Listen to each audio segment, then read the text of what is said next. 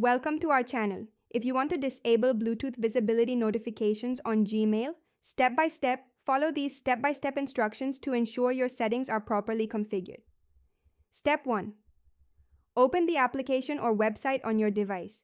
Make sure you are logged in with your account credentials to access all settings and features. Step 2. Navigate to the settings menu by tapping the profile icon or menu button, usually located in the top corner of the screen. Step 3. Look for the relevant section in your settings menu. This may be under Privacy, Security, Preferences, or Account Settings depending on the platform. Step 4. Find the specific option you need to modify.